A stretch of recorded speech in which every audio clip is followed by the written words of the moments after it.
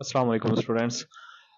आज मैं quantum mechanics 2 start करने लगा हूँ, जो कि सिक्स सेमेस्टर का के कोर्स वर्क में इंक्लूड है सब्जेक्ट। और फिजिक्स में अगर मैं कहूँ तो सबसे ज़्यादा इम्पोर्टेंट जो मॉडर्न फिजिक्स में सबसे इम्पोर्टेंट सब्जेक्ट है वो क्वांटम मैकेनिक्स है। क्वांटम मैकेनिक्स 1 के भी लेक्चर्स अपलोड करूँगा, सीरीज में इंशाल्लाह अपलोड करूँगा। मैंने क्लासिकल मैकेनिक्स के लेक्चर कुछ अपलोड किए हुए हैं, लेकिन अब से इंशाल्लाह क्वांटम मैकेनिक्स, न्यूक्लियर और डिफरेंट सब्जेक्ट्स जो हैं वो मैं इंक्लूड करूंगा। अब यहाँ पे क्वांटम मैकेनिक्स 2 हम स्टार्ट करने लगे हैं। इससे पहले मैंने क्लासिकल मैकेनिक्स के कुछ लेक्चर्स अपलोड किए हैं। जस्ट लाइक क्लासिकल मैकेनिक्स और क्वांटम मैकेनिक्स दो, यूं कह दें कि ऑपोजिट चीजें हैं।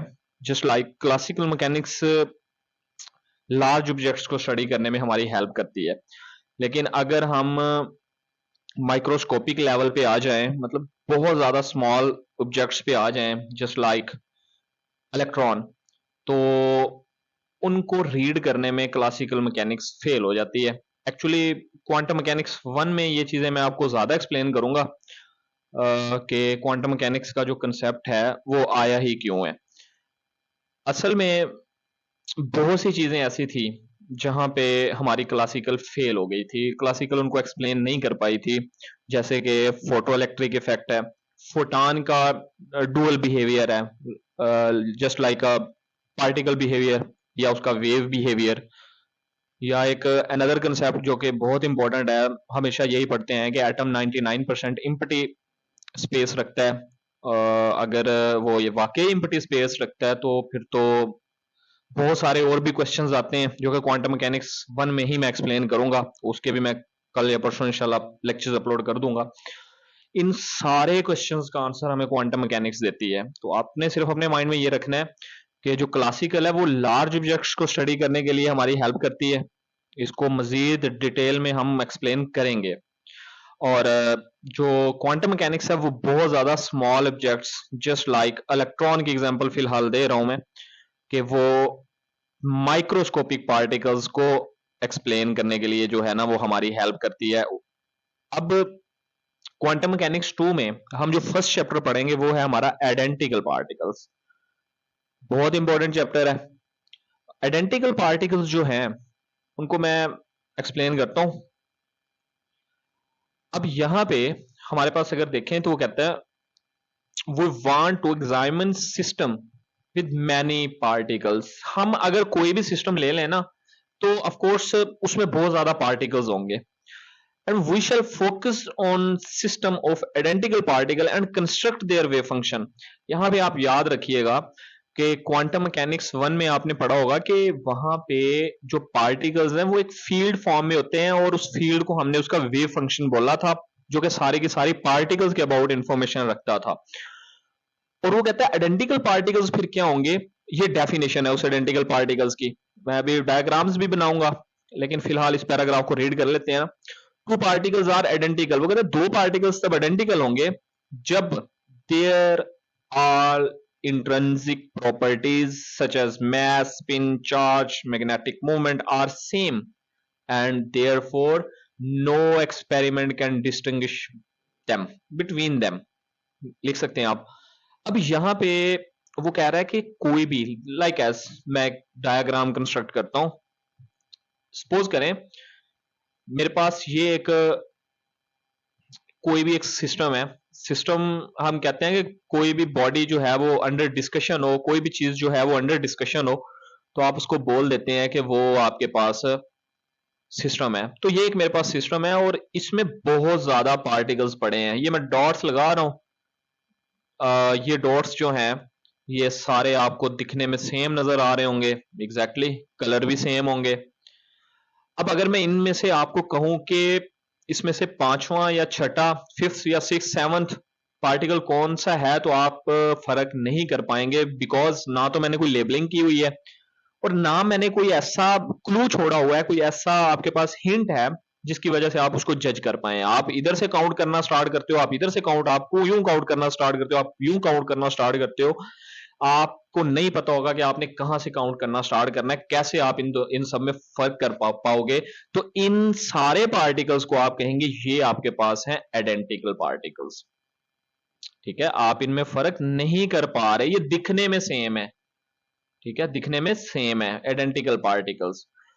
अब वो कहता है आइडेंटिकल पार्टिकल्स के पास ना इंट्रिंसिक प्रॉपर्टीज जो होती हैं वो सेम होती है। इंट्रिंसिक प्रॉपर्टीज ऐसे प्रॉपर्टीज होती हैं जिनके बारे में we have no enough information to explain these properties such as mass, spin, charge, etc. अगर आपसे ही मैं पूछूं कि mass की proper definition क्या है, नहीं है। mass की proper definition नहीं मिलेगी। आज भी ये वर्ड रिसर्च में है, इस पे रिसर्च की जा रही है कि मैस एक्चुअली है क्या। जिस तरह मैस को सिंपली एक्सप्लेन किया गया था हिग्स बोजान से, आपने देखा होगा, जिसको गॉड पार्टिकल्स कहते हैं, वो एक हाइपोथेटिकल आइडिया था, लेकिन एज सच कोई प्रूव्ड थ्योरी नहीं है कि मैस को एक्सप्लेन किया जा सके। स्पिन, क्यों कोई ऑब्जेक्ट जो है स्पिन करता है, व्हाई, आपको इसके बारे में इतनी इंफॉर्मेशन नहीं मिलेगी, जस्ट हाइपोथेटिकल आइडियाज होंगे। किसी भी मैस पे चार्ज क्यों होता है, उस चार्ज के बिहाइंड रीजन क्यों क्या होती है, मैग्नेटिक मूवमेंट क्यों होता है।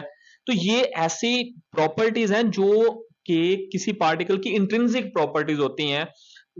हम लाइक एज मैस को भी यूं ही बोल देते हैं, it is a intrinsic property of matter. Intrinsic spin भी इंट्रिंसिक प्रॉपर्टी है। ठीक है, तो हम we have no enough information to explain these properties, we can say that. अब ये जो प्रॉपर्टीज हैं सिंपली ये तो सेम रहनी है आइडेंटिकल्स की। ठीक है, आइडेंटिकल पार्टिकल्स, लेकिन ऐसी प्रॉपर्टीज जो इनके अलावा होंगी, जिनको हमने एक्स्ट्रा एक्सप्लेन किया होगा, जस्ट लाइक मोमेंटम, उनकी एनर्जी, उनका एंगुलर मोमेंटम, ये इंट्रिंसिक नहीं है। इनको आप हर पार्टिकल के लिए अलग से एक्सप्लेन कर सकते हो। मैस सेम होगा ना, वेलोसिटी तो सेम नहीं हो सकती, तो मोमेंटम है, उसका एंगुलर मोमेंटम है, ये डिफरेंट होंगे। तो यहां पे देखें, अगेन मैं डेफिनेशन को रीड करता हूं। Two particles are identical in their all intrinsic properties, mass, spin, gauge, magnetic moment, etc. are same and therefore no experiment can distinguish them. कोई ऐसा एक्सपेरिमेंट नहीं होगा जिसमें आप इन आइडेंटिकल पार्टिकल्स में फर्क कर पाए। फिर वो कहता है moreover such a particle like as electron, अगर हम इलेक्ट्रॉन को देखें तो can have different momentum, energy, angular momentum. तो इन वजह से हम उनको डिफरेंशिएट उनके दरमियान कर सकते हैं, डिस्टिंग्विश कर सकते हैं। लेकिन इन चीजों को देखते हुए हम, जो ऐसे पार्टिकल्स होंगे, इन चीजों को देखते हुए हम उनमें फर्क नहीं कर पाएंगे। तो ऐसे पार्टिकल्स जिनमें mass, spin, charge, magnetic movement same हो, बट मोमेंटम, एनर्जी और एंगुलर मोमेंटम सेम ना हो, इनकी वजह से हम डिफरेंशिएट कर पाए उनको, तो हम उनको एक सिंपली नाम देंगे आइडेंटिकल पार्टिकल्स। आई होप कि ये कंसेप्ट आपका क्लियर हो गया होगा। अब अगर मैं नेक्स्ट तरफ मूव करूं, नेक्स्ट टॉपिक पे मूव करूं, तो यहां पे हमारे पास श्रोडिंगर वेव इक्वेशन है। Schrodinger wave equation play a very important role in quantum mechanics, just like a Newton second law in classical mechanics. It's fundamental equation. ये हमें काफी ज्यादा इंफॉर्मेशन प्रोवाइड करती है about the particles such as electron, because यहाँ पे हमारा electron ही सबसे ज्यादा डिस्कशन के अंदर रहेगा। तो मैं ऑफ कोर्स दूसरे पार्टिकल्स भी होंगे यहाँ, लेकिन मैं एग्जांपल इलेक्ट्रॉन की दूंगा। ठीक है, तो यहां पे वो कहता है general form of time independent equation. Time independent है, याद रखिएगा, पोजीशन इंडिपेंडेंट नहीं, टाइम इसमें इंपॉर्टेंट नहीं है, टाइम को हमने इग्नोर किया हुआ है, time independent. The wave equation for a single particle is, जरा इस इक्वेशन को देखें, यहां पे हैमिल्टोनियन एनर्जी का ऑपरेटर है, ये एक वेव फंक्शन है, और ये हमारे पास एक आइगन वैल्यू आ गई, और ये हमारे पास अगेन वेव फंक्शन है। अब जरा गौर करेंगे, ये जो इक्वल का साइन है ये आगे होगा, ये यहां पे मिस्टेक है, तो ये यूं होगा, मैं लिख देता हूं साई, एच साई, लेकिन गौर करेंगे वेव फंक्शन जो है वो डिपेंड कर रहा है किस पे, पोजीशन पे, नॉट अ टाइम। तो इसको आप बोलेंगे ये time independent Schrodinger wave equation है। और यहां पे आप लिखेंगे बेटा ई, जो कि हमारी आइगन वैल्यू है, एनर्जी है, और साथ में आप लिखेंगे साई, और यहां पे आ जाएगा आर। तो ये आर आपको बता रहा है कि ये पोजीशन डिपेंडेंट तो है, बट टाइम कहीं पे भी आपको नजर नहीं आ रहा, तो इसलिए आप इसको बोलेंगे कि ये आपके पास टाइम इंडिपेंडेंट है। अगर मैं एच जो कि एनर्जी का ऑपरेटर है, और एनर्जी जो है वो सम होती है kinetic energy plus potential energy, तो अगर मैं इनकी बेटा वैल्यू पुट करता हूं तो कैनेटिक एनर्जी हमने क्वांटम 1 में ये लिखी हुई है, पी स्क्वायर प्रूव की थी। अगर आप कहते हो तो मैं चले कर देता हूं। कैनेटिक एनर्जी जो है वो इक्वल होती है 1/2 mv²।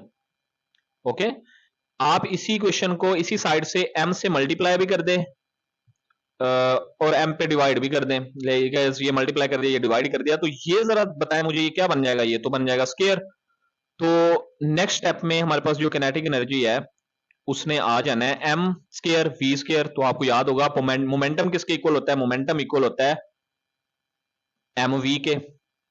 तो क्योंकि यहाँ पे भी स्क्वायर है, यहाँ पे भी स्क्वायर है, तो ऑफकोर्स मैं यहाँ पे भी स्क्वायर लिखूंगा, तो यहाँ पे आ जाएगा p² ओवर ये 2m आ जाएगा। तो ये आ गया हमारे पास 2m। तो ये बेसिकली कैनेटिक एनर्जी है एनी पार्टिकल्स, ठीक है, सिंगल पार्टिकल। तो यहाँ पे हमने कैनेटिक एनर्जी, ये देखें कैनेटिक एनर्जी का फार्मूला ये लिख लिया, और पोटेंशियल एनर्जी की जगह पे v लिख लिया है, और v जो है वो डिपेंड कर रहा है r पे, पोजीशन पे। साथ में वे फंक्शन आ गया, जो एनर्जी है उसकी वैल्यू ये होती है iota h cut curly by curly t, और ये साई ऑफ r आ गया। तो ये सिंपल फॉर्म है, और सिंपल फॉर्म को अब हमने वैल्यू कुछ पुट करके तो हमने इस तरह बना दिया है। ये हमारे पास, मैं जरा ये अरेज कर लूं ताकि मुझे ये नेक्स्ट यूज करना पड़ेगा। तो just give me a minute.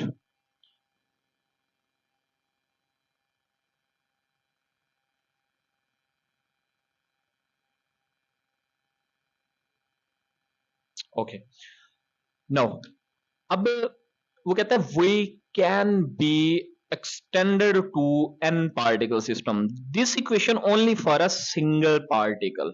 Again ये माइंड में रखना है आपने, फॉर ओनली